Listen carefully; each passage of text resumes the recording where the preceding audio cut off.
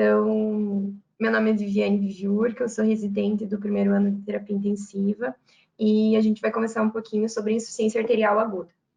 Então tá, primeiramente a gente precisa conceituar, né, o que é insuficiência arterial aguda e o que a gente vai ter é uma interrupção súbita do fluxo sanguíneo, né, de uma artéria, o que leva a uma diminuição da perfusão daquele tecido que seria irrigado por ela.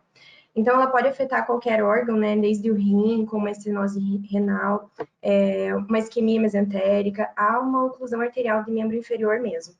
O que nós temos é uma morbidade, uma mortalidade bem considerável, e a gente tem observado um aumento da frequência, principalmente por conta do envelhecimento da população e da prevalência da aterosclerose. O que nós observamos é que é uma doença que o fator tempo é muito importante. Por quê? Por ser tempo dependente. Porque o diagnóstico dela, né, a visualização precoce, vai fazer com que tenha uma irreversibilidade do dano tecidual. Então, a gente precisa conversar um pouquinho sobre a fisiopatologia. Então, o que vai acontecer? Uma diminuição do fluxo sanguíneo para esse tecido, né? Com essa diminuição, a gente tem uma baixa oferta de oxigênio para o tecido, entrando no metabolismo anaeróbio, com isso, aumentando a produção do ácido lático, diminuindo a produção de ATP, diminuindo o funcionamento da bomba ATPase, com isso, com esse influxo de íons para a célula, ocasiona a morte celular. O que a gente observa também é que esses tecidos apresentam uma resistência à isquemia, tendo uma sensibilidade crescente, começando pelos nervos, pelo endotélio, pelo músculo, seguido da pele, gorduras, ossos e cartilagem. Isso vai nos auxiliar também para ver em qual estágio está essa doença e prosseguir com o diagnóstico. Então, as principais etiologias. Então, nós sabemos que as principais são a embolia e a trombose, seguida do trauma. Então, pode ser por um ferimento ali de arma de fogo, com lesão de alguma artéria, interrompendo o fluxo sanguíneo para aquela extremidade. Pode ser por uma dissecção, então ali com delaminação das paredes de alguma artéria, né, resultando no colavamento da luz e diminuição daqueles tecidos que seriam irrigados por ela. Pode ser por vasculites, então própria doença inflamatória dessas artérias, né, cursando como obstrução arterial aguda. Pode ser simplesmente por causas hematológicas, pode ser por ergotismo, né, ali por medicações, então ocasionando um hiperespasmo arterial secundário ao uso de derivados de ergo e simplesmente por neoplasias invasivas. Então, aqui é uma diferenciação, né, com uma ilustração bem simples da diferença entre o trombo e a embolia.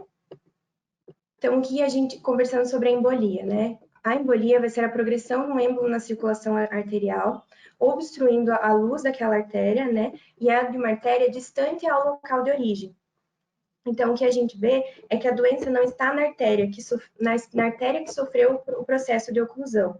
Aqui, os sintomas vão ser mais graves e a evolução vai ser mais rápida. E quais são os exemplos, né, de êmbolos? Nós temos trombos, a gente pode ter fragmentos de placa ateromatose, células tumorais, gases ou até corpos estranhos.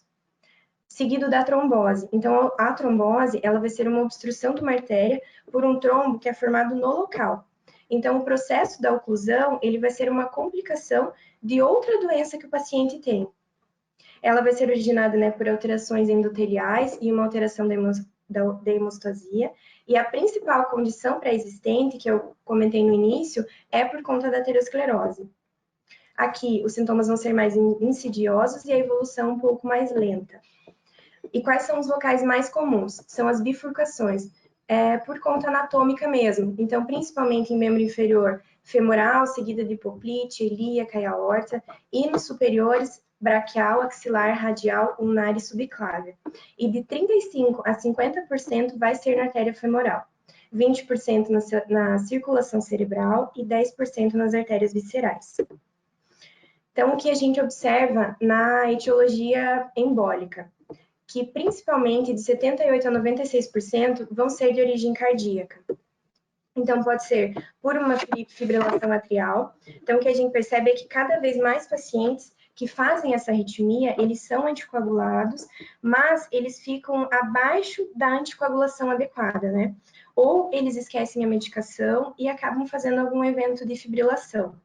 Pode ser por lesões valvares, né, uma endocardite, um infarto agudo do miocárdio. Então, a gente tem uma lentificação da musculatura cardíaca com diminuição da velocidade de bombeamento mesmo.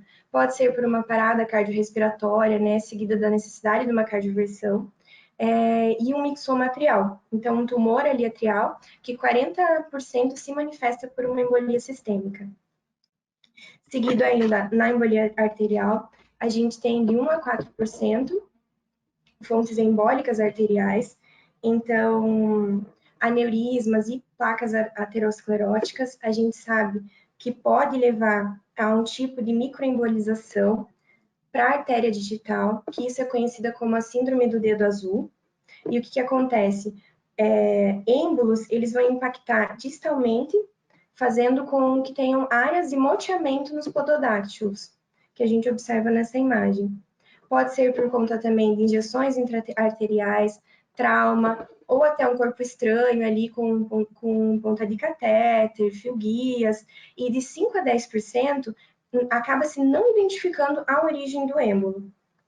Já pensando na trombose arterial, como eu comentei, os locais preferenciais vão ser a femoral, superficial, ali no canal dos adutores, bifurcação poplítea, ilíaca e a aorta. Então, nós temos a formação da trombose com uma doença aterosclerótica na parede arterial, seguida da exposição de colágeno, alterando esse fluxo sanguíneo, com uma agregação plaquetária e de coagulação, formando a trombose. Então, no quadro clínico, algumas referências nos mostram os 6 P's e outras os 5 P's. Então, no que isso se resume? Se resume numa palidez, ausência de pulso, dor no local, paralisia, uma hipotermia e parestesia. E, principalmente, a gente precisa diferenciar a embolia da trombose por conta dos sintomas, para que isso nos guie no tratamento. Então, a embolia, o início vai ser mais súbito, a dor é mais aguda, mais intensa. Frequentemente a gente detecta por uma doença cardíaca, o pulso vai ser mais proximal e contralateral. A gente pode encontrar sopros mais pouco frequentes, a cor do membro mais pálido, na trombose também pálido, mas um aspecto mais marmório. E na angiografia, a gente tem 2 aspectos diferentes. Na embolia, uma imagem de oclusão em taça invertida, né? Quase não temos circulação colateral, e uma mínima doença aterosclerótica, diferenciando da trombose com uma imagem irregular de oclusão, uma circulação colateral para ajudar nessa perfusão bem desenvolvida e uma doença aterosclerótica difusa. Seguindo, para guiar o tratamento também, nós temos a classificação de Rutherford. Então, é classificada em 1, 2 e 3. Primeiro, nós precisamos ver se esse membro está viável. Então, teremos uma ausência de sinais neurológicos e um som arterial audível no Doppler. Quando se tem uma viabilidade ameaçada, mas ainda com uma isquemia reversível, a gente consegue classificar em 2A e em 2B. No 2A, esse membro vai estar marginalmente ameaçado, então a gente tem uma parestesia, não temos som arterial no Doppler, mas temos som venoso. E no 2B, a gente tem uma ameaça imediata, então algum grau de paresia, ainda não temos som arterial no Doppler, nem som venoso. Na 3, quando a gente já tem um membro inviável, apresenta uma paralisia, uma contratura, sem som arterial, tanto venoso, sem som tanto arterial quanto venoso no Doppler. Então, isso vai nos guiar para a gente pensar no tratamento mesmo. Então, esse tratamento ele vai estar adequado e guiado à gravidade do membro. Então, um membro marginalmente ameaçado, a gente precisa aquecer esse membro, fazer uma anticoagulação plena, observar e pesar o risco cirúrgico, bem como o prognóstico nessas embolias. Então, a resposta e a necessidade do tratamento. No membro com risco imediato 2B, a gente precisa atuar imediatamente com uma revascularização. Então, no caso da embolia, com a embolectomia com catéter de Fogarty, e na trombose, com ponte cirúrgica, angioplastia, trombectomia.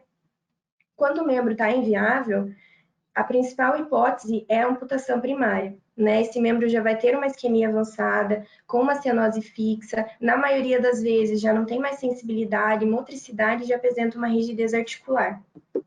Em alguns casos, pode ser tentado também a fibrinólise por catéter, então pensando num catéter ali intratrombo mesmo, com baixa dose de fibrinolítico, pensando numa infusão contínua ali com alteplase, streptokinase. Isso pode ser usado também nas isquemias RUT2A e em casos que a angiografia não permita a revascularização, fazendo, né, lise de trombos secundários e às vezes para expor o ponto principal ali para a angioplastia.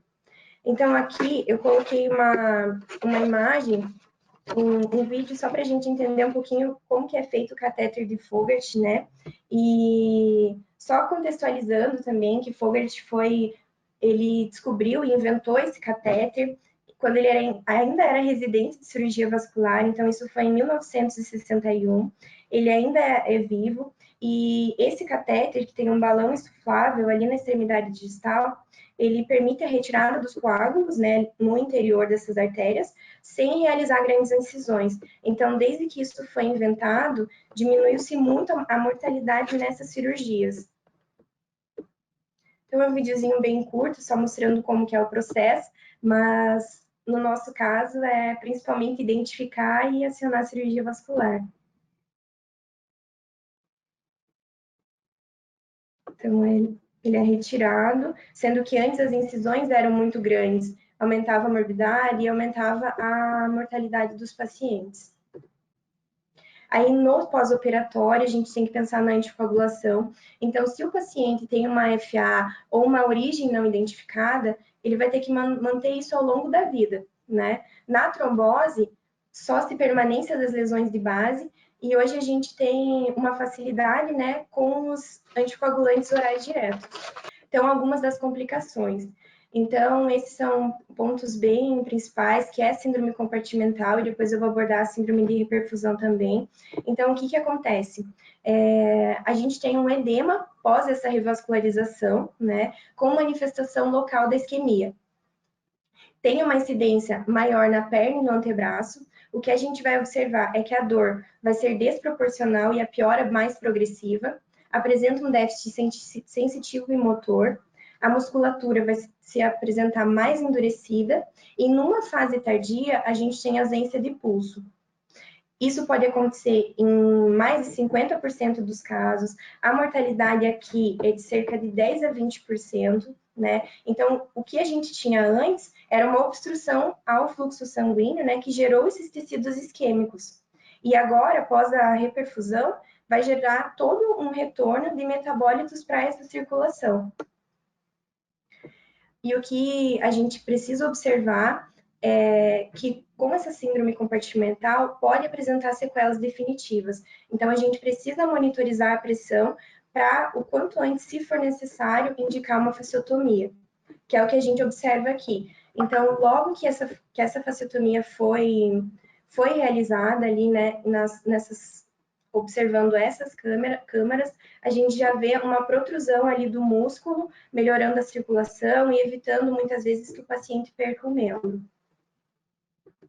Comentando um pouco sobre a síndrome de hiperfusão, ela é chamada também de síndrome mielonefropática metabólica, ou síndrome do tourniquet, ou síndrome da pós-isquemia.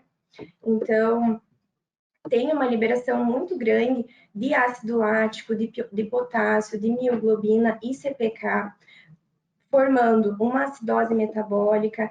Pode ser que o paciente evolua com uma rabdomiólise, mioglobinuria, uma IRA, né, por uma necrose tubular aguda, uma hiperpotassemia, que é a principal arritmia que a gente observa nesses casos, com elevação de transaminases, de LDH e de CPK. Isso vai ser muito importante para o prognóstico do paciente.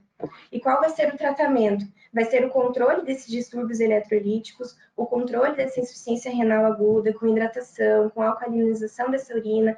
Pode ser que caiba um manitol ou uma hemodiálise para recuperação. Aqui é só um resumo, né, de tudo que eu abordei, dos sinais e sintomas precoces, de como funciona essa fisiopatologia, dos exames que são indicados. Então, pensando num quadro mais agudo, o Doppler, a arteriografia, que é o padrão ouro, o crônico, mais avaliando a questão de pulso, questão de perfusão do membro, ecografia com um Doppler, e principalmente as complicações, né, com essa reperfusão e as principais complicações se uma reperfusão tardia. A Vivi passou meio rápido ali, sabe, algumas coisas que no fim das contas é o que nos diz respeito propriamente dito, assim, que é principalmente a questão da síndrome compartimental e da síndrome de reperfusão. Lembrar da síndrome de reperfusão, tá? Isso é bastante comum. A gente está, inclusive, com uma paciente da UTI que está com essa síndrome, sabe? Então, lembrar, a Vivi comentou ali na aula sobre o uso de bicarbonato na rabdomiólise e uso de manitol. Assim, se você for ver do ponto de vista acadêmico, o nível de evidência para todas elas é bastante baixo. O que você tem que manter é um... Então, assim, lembrar que a gente tem que manter um débito urinário adequado para esses doentes. Então, é um doente que você tem que ficar em cima de quanto ele está urinando. Então, a única evidência que a gente tem, de fato, é que a gente tem que hidratar esse doente. Acabamos por fazer diurético para tentar melhorar o débito urinário no final das contas, quando o paciente não tem uma diurese adequada. E muitas vezes ele não tem, porque ele está evoluindo com NTA, como a Viviane comentou. A maioria deles são doentes vasculopatas de longa data, então tem uma vasculopatia certamente renal também, com uma tendência já à disfunção renal, então é muito incomum que a gente consiga fazer o paciente manter um débito urinário adequado só com hidratação. Então a gente acaba fazendo diurético, e aí o manitol seria um diurético mais indicado, segundo o que vocês podem procurar em literatura, up-to-date, etc e tal. Mas na nossa beira-leito a gente acaba muitas vezes utilizando diurético furosemida mesmo, o Lasix, para manter um débito urinário adequado. É uma tentativa de salvar o rim desse paciente, no fim das contas, sabe? Eu cansei de fazer alcalinização de urina, tá? Fazer bicarbonato para os doentes, alcalinizar a urina, mas isso parece que não tem mais tanta evidência também, então a gente acaba não fazendo porque é muito prático. Você tem que fazer um parcial de urina no paciente toda vez que faz o bicarbonato. Então você faz um parcial de urina, vê quanto é que está o pH da urina do paciente, repõe bicarbonato, faz de novo um parcial de urina, vê se alcalinizou ou não. Se não alcalinizou, faz mais bicarbonato, faz outro parcial de urina, enfim. É muito inviável do ponto de vista prático. Então, no final das contas, é a hidratação vigorosa, se o paciente estiver urinando muito que bem, se não, acaba estimulando com diurético também. Tá? Então, acho que isso acaba sendo na prática do dia a dia o mais interessante. E lembrar nos tratamentos cirúrgicos quando que você tem que deixar heparina plena, quando tem que deixar dupla antiagregação plaquetária, que eu acho que é o que vai acabar sendo a nossa função. E olhar o membro, né? Olhar o membro, não esquecer, a gente recebe e não vai lá ver se melhorou a perfusão, se não melhorou naquele membro, tá? Então, o mais importante, o que a gente tem que pensar é em relação ao prognóstico. É difícil nós prevermos isso, o paciente pode evoluir com uma claudicação ali intermitente, com gangrena digital, e a taxa de amputação desse paciente é em cerca de 5 a 26%, e a mortalidade e a amputação aumenta quanto maior o tempo de isquemia. Então, isso gira em torno de 6 horas. O principal é nós observarmos isso com rapidez, né, para tentar dar o melhor prognóstico possível para ele. Essas foram as minhas referências. Obrigada. Alguém tem alguma dúvida, alguma coisa que queira comentar a respeito do assunto, pessoal? Já meio que falei o que eu pretendia em relação a esse tema ali no meio, na intercorrência da Viviane. Mas alguém tem algo que queira acrescentar, que tenha passado aí já vivenciaram isso nesses poucos meses de residência, não? Não é tão comum, né? Não sei se a cardíaca é bem mais comum, mas isso aí vira e mexe vai para UTI. Normalmente é um paciente pós-operatório e ele vai voltar em mais uns 3 pós-operatórios porque a tromboembolectomia não resolveu, e aí eles vão tentar fazer uma ponte, e aí depois da ponte, a ponte também não resolveu, e aí depois da ponte eles vão começar a amputar o paciente. Então acaba sendo um cliente que a gente conhece até já de carteirinha, porque ele vai e vem da UTI muitas vezes. Mas agora pegar na fase aguda ali na UTI antes de operar, eu acho que hoje é bem raro, né? Os pronto-socorros já chamam uma cirurgia vascular, ele costuma vir no pós-operatório. Alguém tem alguma colocação a fazer? Eu tenho uma pergunta, doutor. Manda bala. Na verdade, assim, não é tanto sobre essas embolias grandes, assim, ou com repercussão tão grande, mas em alguns pacientes eu já tive a oportunidade de ver, principalmente decorrente, às vezes, de punção arterial ou essas pequenas embolias distais. E, na verdade, a minha dúvida ela vai mais no que diz respeito aos cuidados com esse membro aí, né, antes dessa isquemia completa, assim, que chega a ponto da amputação. Então, algumas, pelo menos do que eu vi de literatura, orienta a aquecer o membro, né, ao mesmo tempo, então, fazer medidas para manter e objetivar o retorno da perfusão, mas, ao mesmo tempo, outras dizem apenas para manter, por exemplo, no caso de uma PAM, então em artéria radial, tu manter esse membro abaixado para aumentar o fluxo gravitacional sem fazer, por exemplo, aquele algodão ortopédico ou outras medidas de aquecimento, porque isso teoricamente aumentaria a lesão térmica também do membro e pioraria a circulação, né? Então a dúvida era mais isso, que na prática é feito, né? Porque para mim ficou bastante dúvida nesse sentido, assim, de quais as medidas mais adequadas para esses casos. Tá, então assim, Vinícius, legal você ter comentado que realmente isso é algo que a gente acaba vendo bastante, assim. Ah, antes das medidas propriamente ditas que você me perguntou, isso é uma coisa que nós temos o péssimo hábito, que é de pegar a linha arterial na radial sem fazer o teste de Allen, né? Quem é que faz o teste de Allen para pegar a linha arterial radial? Ninguém. E a gente deveria fazer, né? Cá entre nós, ó a Larissa ali dizendo que faz. Tá bom. Então, meus parabéns, Larissa. Só você faz mesmo, porque isso é muito difícil, tá? Mas é o certo. A gente tem que fazer o teste de Allen antes. Então, isso é algo que vale a gente lembrar. Em relação ainda à linha arterial, uh, isso é uma coisa também bastante particular, mas quando o doente tem muita droga vasoativa, os residentes que passaram comigo já me ouviram algumas vezes falar. Eu peço para tirar a radial, tá? Peço para tirar a linha arterial radial e colocar em femoral, quando está com muita droga, porque a femoral, justamente pelo calibre do vaso, para tentar evitar que chegue nisso que você falou, Vinícius. Pensa comigo, o paciente está com drogas, às vezes, sei lá, 0,8, 0,7 micrograma de nora, vasopressina. Isso aí faz uma vasoconstrição periférica muito importante e por uma questão de calibre, parece bastante lógico, pelo menos para mim, que você tem muito mais chance de fazer uma isquemia com a tua artéria na radial, pela questão mesmo de calibre de vaso.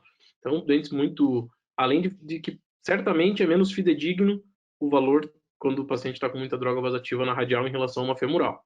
Tá? Então, um doente com muita droga, às vezes vale a pena, fica ali, bota uma femoral, fica 2 dias, você desmama a droga e depois você tira. Então, isso evita também essa lesão. Tá? Isso é legal de lembrar. Agora, quando a lesão já está instalada, bom, a primeira coisa seria tirar, né? Você tira, você não pode ficar com a linha ali. E o que eu vejo na prática mesmo, Vinícius, aí é uma coisa que não é. Geralmente é uma conduta da equipe da cirurgia vascular, não é nossa. O pessoal tem feito, sim, as botinhas e luvinhas de algodão, tá? Para aquecer membro e tentar evitar e melhorar. Mas dependendo do nível de lesão, muitas vezes é irreversível, sabe? Muitas vezes mesmo. Assim, a gente acaba. É um preço que se paga para você ficar ali com o doente com droga vasoativa em invasão. Isso em invasão mais elevada, né, cara? O paciente está ali com 0,1, 0,2 e na hora é mais raro você ver isso. Aí realmente é o teste de Allen que fez falta mesmo. Alguma coisa mais? Eu respondi, Vinícius, mais ou menos? Ô, doutor, Fala, Lari, você fez um monte de cara de... é que eu tenho a sensação que quando a gente aciona a equipe da vascular, eles só optam por um tratamento conservador, assim, depois que já está instalado, já está cianótico, então o máximo que eles fazem é aquecer o membro para evitar aumentar o dano, mas a gente pensa assim, poxa, parece que vai perder o membro mesmo, e acaba evoluindo para isso. A sensação que tem é um pouco de descaso, não que isso aconteça, mas é o que passa para a gente. Eu entendo você, Lari. É que a gente quer resolver, né? Mas talvez, será que não é o caso de a gente identificar antes também? Sabe? A impressão que eu tenho também é essa. Aí quando você vai ver, já tá caótico, já tá em um estágio que provavelmente não vai mais voltar. Vamos ser A gente tem que olhar, às vezes, para dentro. Eu acho que a gente não percebe as sutilezas de uma lesão no seu início. Quando vê, doutora, esse dedo aqui tá meio roxo. E aí você foi, sabe? Então eu entendo o que você está falando e concordo, pessoal. Eu acho que o pessoal da vascular costuma ser pouco agressivo mesmo, assim. Mas também acho que a gente talvez criar um hábito de checar mais, tá? Por exemplo, a Santa Casa tem bastante balão intraórtico. Quando a gente está com balão intraórtico, a gente olha para ver como é que está o membro do balão, se está menos perfundido do que o outro. Agora, por que a gente não olha quando está a PAM ali na radial? Assim, de rotina. Também olhar bonitinho, já toda a passagem de plantão e lá ver como é que tá o dedão, como é que tá o polegar desse doente. Tá mais frio que o outro. Seria essa hora, né, de evitar. A hora que ele tá mais frio, não a hora que ele já tá roxo, né? Eu acho Alguma que coisa mais? a partir daí que foi a pergunta do Vinícius que foi válida. Então, tipo, onde que a gente deve identificar e onde que a gente deve focar para não chegar a esse ponto, né? Eu acho que é exame físico. É exame físico. Provavelmente, provavelmente não, certamente em algum momento aquele polegar isquêmico ficou mais frio do que o outro. Agora, qual momento foi esse? A gente não sabe. Bom, eu acho que as duas aulas eu bem legais, assim. Realmente, gostei bastante. É o que vai mexer mais com o nosso coração aí no dia a dia, né? A gente, o tempo todo. E acho que ficam essas pequenas as lembranças de sempre que servem para todos os temas, todas as patologias, que é ficar em cima do doente. No fim das contas, é isso que vai mudar e que vai melhorar o nosso paciente, tá? Seja na questão da avaliação de volemia, seja na questão de perfusão, seja lá qual for, tentar ficar de olho em cima do nosso doente. É difícil, as UTIs tem um monte de doentes complexos, mas a gente tem que aprender essa habilidade, que é conseguir se multiplicar dentro da UTI, no fim das contas, e não se dividir. Tá? A gente tem que virar 10, resumindo. Tá? Então, sejam 10. É isso. Tchau, pessoal. Obrigado.